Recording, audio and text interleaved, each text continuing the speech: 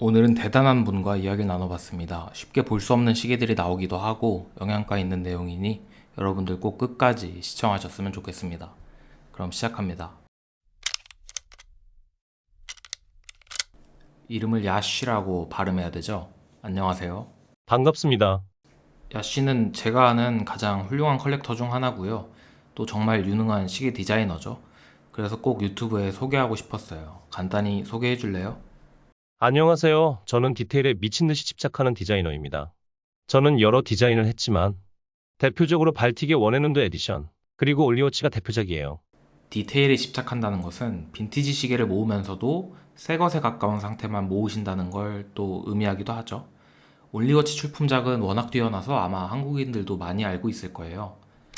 원래 시계 디자이너는 아니시죠? 제가 알기로 예전에 한국에서 그래픽 디자이너로 일하셨는데 시계 산업과는 어떻게 해서 인연을 맺게 되신 건가요? 발틱 창업자인 에틴 말렉과의 친분으로 발틱을 위해 일하게 됐었어. 스스로 수집하고 싶은 시계를 만든다는 열정이 우리 둘을 이어줬다고 생각해. 에티는 정말 열정적이고 친절한 사람이죠. 야시시 디자인에 관해 나누고 싶은 이야기가 많지만 먼저 컬렉션을 들여다보고 그것과 연관지어서 이야기해보는 게 좋을 것 같네요. 당신은 어떤 컬렉터인가요? 흔치 않은 것에 끌리는 사람이라고 밖에 표현할 방법이 없네. 그리고 난 디테일에 집착하기 때문에 최대한 상태가 좋은 물건을 구하려고 했어. 그런데 다른 수집가들에 비해 내 자원은 한정적이라 정말 싼 물건이 나올 때까지 많이 참는 편이야. 맞아요. 엄청 저렴한 가격에 귀한 시계들을 많이 구매하셨잖아요. 항상 시계 구하실 때마다 놀랐어요. 아미다가 눈에 띄는데요. 디지트렌드 맞죠? 우르베르크나 MBNF 같은 시계에 영감을 준 모델이라고 봐도 되겠는데 설명 좀 해주시죠. 아미다는 정말 재밌는 시계야. 점프아워 디자인 중에 제일 이상한 것 같아. MBN F에서 비슷한 게 나오긴 하지만 아미다는 아직 많은 수집가들이 노리고 있는 시계야. 미래지향적인 디자인에 검은 케이스, 흰 그래픽, 오렌지색 숫자의 조합은 굉장히 강렬해. 나는 1940년대 크로노그래프에 빠져 있지만 이 시계는 내 컬렉션의 다양성을 더해주는 시계야. 하나 묻죠. 특이한 외형 때문에 아마 몇몇 사람들은 관심이 생길 텐데요. 동시에 너무 특이해서 큰 예산을 쓰기는 어려울 것 같기도 합니다. 채널 시청자들에게 추천해 주실 만한 아미다의 저렴한 대안은 없을까요? 대안은 없는 것 같아. 아미다는 아직도 합리적인 가격이야. 근데 좋은 상태를 구하기는 어려워. 무브먼트가 엄청 연약하고 허접해서 잘 부서지고 고치려면 돈도 많이 들어. 그래서 관심이 가더라도 많은 지식을 쌓은 뒤에 입문하길 권장해. 그럼 이제 우리 둘 다 가지고 있는 시계인 산타를 볼까요? 제가 리뷰한 적이 있어서 아마 이걸 보시는 많은 분들이 알고 있는 시계일 겁니다.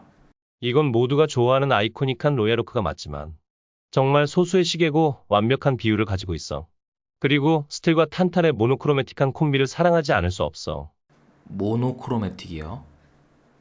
단색 설계를 말하는 거야. 둘이 같은 톤을 가지고 있으면서도 교차되는 거. 제가 비디오에서 이야기했던 부분이네요. 역시 비슷한 포인트에서 매력을 느끼는 것 같아요. 정말 멋진 빈티지 니바다를 가지고 계신데 이거에 대해서도 얘기 좀 해줄래요? 이건 나한테 가장 많은 구매 문의가 오는 시계야. 진짜 재밌는 스토리가 있는데 이건 시계 제작자가 책상 서랍에서 찾은 거야. 시계 제작자가 책상 서랍에 넣어두고 까먹었다가 수십 년이 흐르고서 찾은 거라고. 미쳤지. 그니까 서랍에 넣어두고 까먹은 바람에 지금 야쉬 씨가 새거나 다름없는 상태의 1940년대 시계를 손에 넣었다는 거죠. 이 정도면 거의 당신을 위해 까먹은 것 아닐까요? 제가 이 시계를 물어본 이유는 야스 씨가 디자인하신 발틱 시계와 굉장히 연관이 있다고 생각해서였어요. 둘이 많이 닮아 있는데 디자인에 영감이 된 건가요? 맞아. 난 내가 가지고 있는 물건에서 영감을 받아 디자인해. 그리고 내 디자인은 내 소장품에 또 다른 영향을 주기도 하고. 이건 하나의 사이클이야. 순환되는 거지. 난 이 다이얼 디자인에 한동안 미쳐 있었고, 많은 사람들이 좋아할 것을 알았어. 롤렉스 빈티지인 사모이와도 비슷하게 생겼지. 좋은 얘기네요.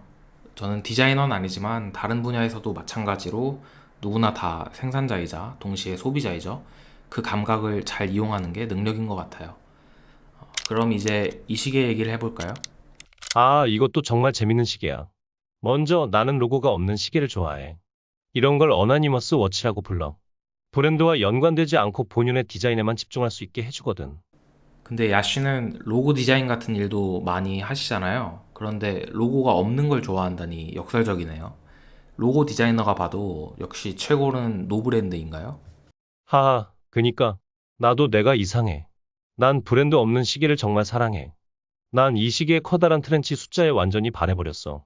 그래서 정말 오랫동안 이걸 찾아 헤맸고, 결국 이탈리아의 한 수집가에게서 구할 수 있었지.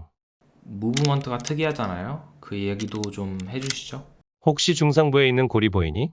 벨주 22 무브 레귤레이터에 이런 고리 모양이 있는 건 난 처음 봤어. 이건 제작자가 추가로 작업을 한 거지. 근데 그 시대에 이런 걸 했다는 것은 정말 놀라운 것이고 기념적인 거야. 제니스의 파일럿과도 닮아 보이는데요. 그 유사성의 유래에 대해서 아시는 게 있으신가요? 같은 다이얼 제조사에서 만들어진 거야. 론진에도 같은 다이얼이 있어. 근데 이것도 진짜 레어한 다이얼이야. 이런 다이얼은 내가 세어보니까 7개밖에 없더라고. 이야, 어떻게 그걸 세볼 수가 있죠? 내 시계 친구들이 많이 도와줬어. 아, 갑자기 좀 느끼하게 들릴 수는 있겠지만, 이 시계라는 취미 자체도 재밌지만, 이를 통해 만나게 되는 인연들이 나는 더 소중해. 난 너무 감사하게 생각하고 있어. 공감해요. 야시 씨도 저한테 지금 귀한 시간을 내주고 있으니까요. 너무 감사해요. 그럼 브랜드가 없는 시계, 그러니까 어나니머스 시계는 그럼 뭐 때문에 생기는 건가요? 시제품이었던 건가요? 아니면 특수 목적이라도 있었던 건가요? 1940년대에는 다이얼만 전문적으로 만드는 제조사가 따로 있었어. 시계 회사가 주문하면 로고를 박아서 납품했지. 그 과정에서 로고를 박지 않은 재고들이 생긴 거야. 이것들은 찾는 사람도 많지 않고 과소평가되어 있어서 로고가 있는 것보다 더 저렴해. 짚어주신 점이 참 좋네요. 더 귀하고 더 시크한 외모를 가졌는데 가격이 더 저렴하다. 맞아, 흑백 사진 같다고 표현해도 될까? 주변의 알록달록한 색에 방해받지 않고 표정과 포즈에만 더 집중하게 되는 거지. 어나니머스 워치도 같아. 다이얼에서 롤렉스 왕관을 찾는 대신 디자인에만 집중할 수 있지. 흑백 사진. 진짜 적절한 표현이네요. 그럼 이제 가지고 있는 칼라트라바에 대해 얘기해 볼까요? 5026 모델 맞죠? 맞아. 이건 서브 세컨즈가 기하학적이야. 그리고 마이크로 로터를 장착했고. 좋아하지 않을 이유가 뭐겠어? 아라빅 숫자 그리고 골드와 블랙의 빈티지한 조합을 보면 또 야슈시의 시계라는 게 납득이 가네요. 제가 보니까 이 온리워치에 출품한 발틱 시계는 야슈시의 니바다 시계와 이 칼라트라바를 합쳐놓은 작품이지 않나 라는 생각이 드네요. 넌 잘 이해하고 정말 예리하네. 내가 좋아하는 것과 내가 만드는 것은 일치하고 나는 그 둘 다에게 영감을 받아. 티소의 회중 시계도 봤으면 하는데요. 그저 관상용인지 아니면 한 번씩은 휴대하며 사용하는지 궁금하네요. 전 세계적으로 회중 시계는 사장됐지만 특히 한국은 더 회중 시계가 없는데요.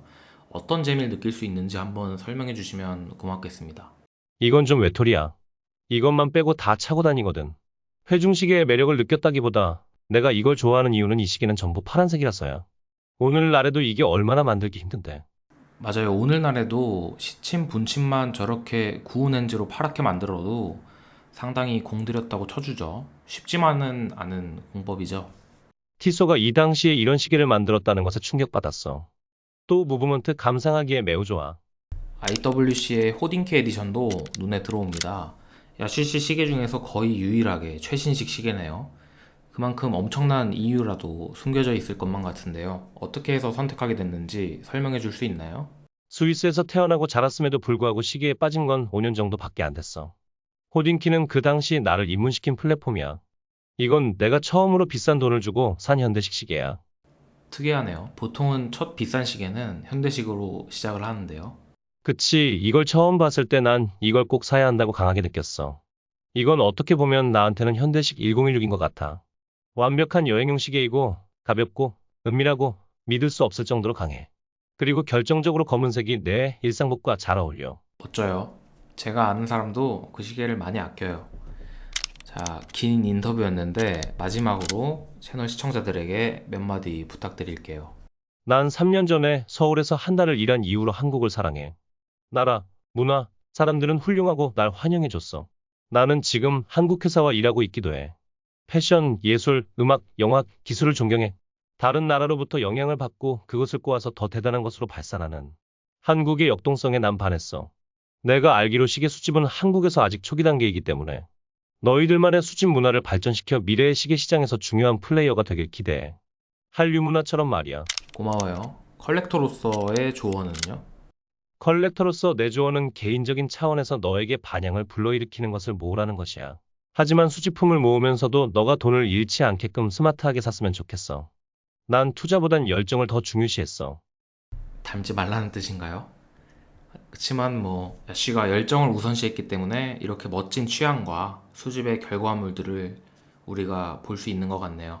긴 인터뷰에 응해줘서 고맙고 언젠가 또 한국에 오면 직접 만나서 이야기 나눠볼 수 있으면 좋겠습니다. 감사합니다.